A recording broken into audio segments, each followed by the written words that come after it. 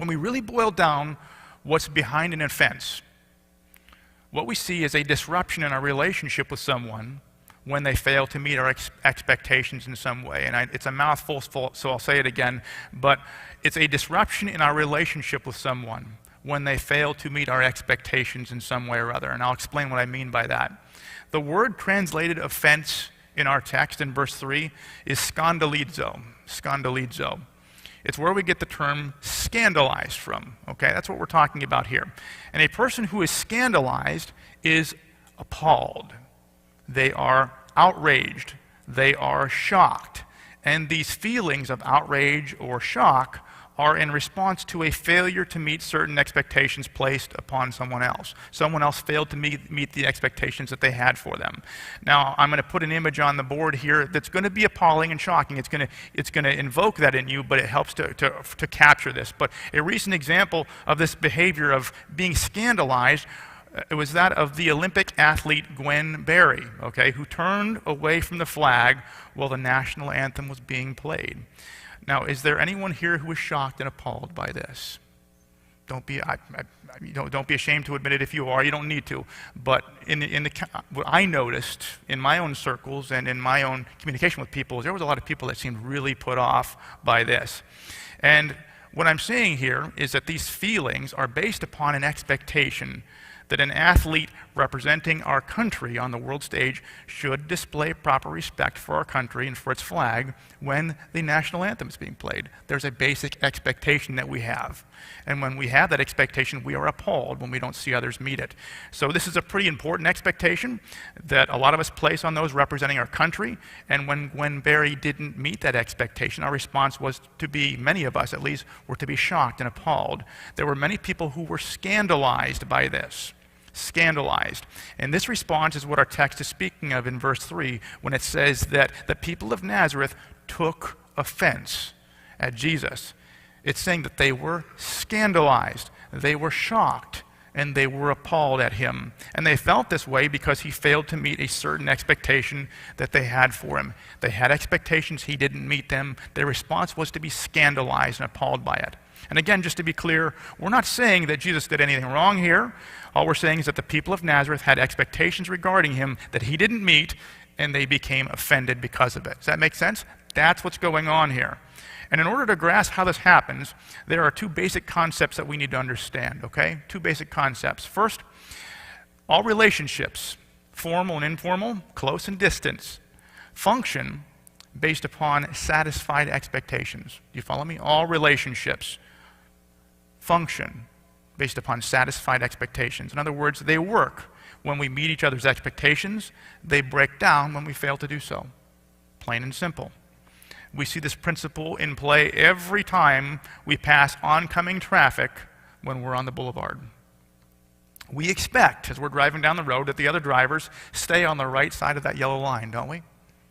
And as long as they meet this expectation, everything's good. But when they cross into our lane and they break that expectation, for whatever reason, we are offended and things start to break down very quickly. Do you follow me? There's expectations there. As long as we both meet them, everything's fine. Someone breaks them, now we have problems. Same principle works in marriages. We're not going to go into detail here, obviously, but we expect certain things from our spouse. We expect them to be faithful to us and not sleep around. We expect them to be productive and not dead weight that we have to carry.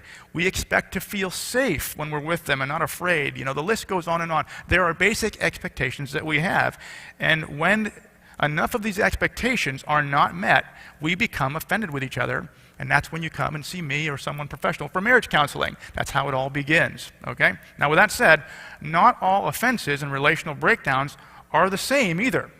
We are scandalized to the degree that our expectations aren't met. Again, we're scandalized. That feeling happens to the degree that our expectations are not met. And here's what I mean, going back to marriage again.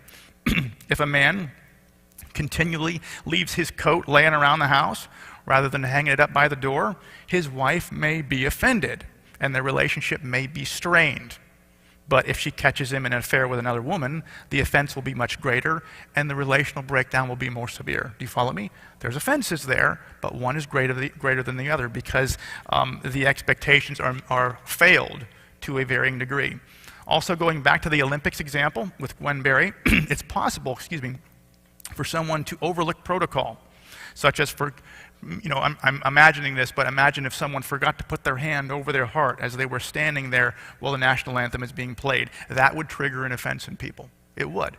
But with Gwen Berry, it was more offensive because it was more flagrant and intentional. So again, different levels of failure lead to different levels of scandalization and offense. Now, the reason this is important is because our relationship with Jesus works the same way, whether we admit it or not. Listen to me carefully. Whether we admit it or not, we have expectations of Jesus. Would you believe me if I told you that? All of us do. We all have expectations of him. All of us who have a relationship with him have those, and it's really not wrong in and of itself. I think when I say that, there might be something that triggers in us to say, no, I shouldn't feel that way. It's not wrong in and of itself to have expectations of Jesus. For example, how many of you expect Jesus to physically return someday and set things right as he promises in his word? I expect that. Okay? Is that wrong? Did I push something? Okay. Also, how many of you expect to follow Jesus in his resurrection, putting off this old mortal body for a new and imperishable body? How many of you expect that? I expect that. How many of you are really excited about that prospect? I am. As the years go by, I'm becoming more and more excited. So having expectations of Jesus in itself isn't wrong. It's when our expectations of Jesus are flawed and incorrect, that's when we run into problems. For example, if we expect Jesus to always protect us and keep us safe, then what happens when tragedy strikes? We become offended. If we expect Jesus to bless us and prosper us materially as we work hard and tithe 10%, then what happens when we go broke? We become offended. Does this make sense? As a result, our relationship with Jesus will break down to the degree that we are offended by him. Now, this word scandalizo that I talked about earlier, I don't normally do word studies. I normally do that on my own and don't bring it in, but in this case, it's interesting. This word scandalizo, which was translated offense in verse 3, is translated in two other ways in the New Testament, which helps us to see this principle playing out in action. One of those words is stumble. Look at the way Jesus talks about stumbling in John chapter 16 and verse 1. These things I have spoken to you, so that you may be kept from stumbling. That word stumble there is scandalizo. Same word. And Jesus is saying that, he's telling them what's going to happen in advance so that they won't be scandalized by it. He's attempting to correctly set their expectations so they're not thrown off by what's to come. Do you see what he's saying there? I'm trying to tell you what's going to happen in advance so you're not going to be scandalized and thrown off and offended by what happens. This word stumble indicates a disruption in the relationship where the believer is thrown off and they're struggling to continue in the relationship because some expectation wasn't met. But there's another word that's used that's also interesting, or I should say phrase in this case. That phrase is fall away, all right? We just saw this used recently when we were in Mark chapter 4. In the parable of the sower, when Jesus explained the seed sown in rocky places, he said this, in a similar way, these are the ones on whom seed was sown in the rocky places, who, when they hear the word, immediately receive it with joy, and they have no firm root in themselves, but are only temporary. Then, when affliction or persecution arises because of the word, immediately they fall away. Fall away there is the same word, scandalizo. Same word. Note that Jesus is speaking of offense here as well. He's speaking of those who did not expect persecution and affliction and it came their way. But the difference here is that unlike stumbling, where the relationship is hampered but continues, in this case, the entire relationship breaks down and they fall away. So our relationship with Jesus functions based upon our expectations of him, and it breaks down to the degree that our expectations are not met. Sometimes we stumble. Sometimes we fall away. It's all a function of that same concept here. Now, the other basic concept that we need to understand is that our expectations are formed upon what we think we know about the other person. Our expectations are formed on what we think we know about them. We tend to make assumptions about people that are not always true. We think we know them, and we base our expectations upon those assumptions that we have. Going back, I'm not trying to beat the Gwen Berry thing to death. It's just an example that works today. But it's common to think, I know I thought it, it's common to think that all Olympians are just as patriotic as we are, if not more so. And so we expect them to honor the flag and stand for the national anthem. But just as we saw with Gwen Berry, that expectation is an assumption. It's not something that everybody has, all right? But something closer to home for me as a pastor, I can honestly tell you as a pastor that people make assumptions about me all the time. People assume that I love to give the prayer at family gatherings. And whenever I'm anywhere, people, oh, Pastor Dan, he wants to pray. I'm not saying that I mind, but there's an assumption. I just love to do that. And so they always ask me. And people assume that I'm sensitive and caring and kind. They assume that because I'm a pastor. Assume it. Talk to Holly. She will tell you different things, okay? People assume that I work 1 day a week. Other people assume that I work 7 days a week. There's all these assumptions based upon what your idea of a pastor looks like. And people form their expectations of me based upon these assumptions, and they're not always true. And when I violate these expectations, it leads to offenses. It happens all the time. It's just a reality that the better I get to know people, when I'm meeting people for the first time and the interaction is more, just at a surface level, everything is great. But the more I get to know people, sometimes it's troublesome because they have expectations of what a pastor is supposed to look like, and then they get to know how I actually am, and oh man, he doesn't meet up with that expectation. Offenses, problems.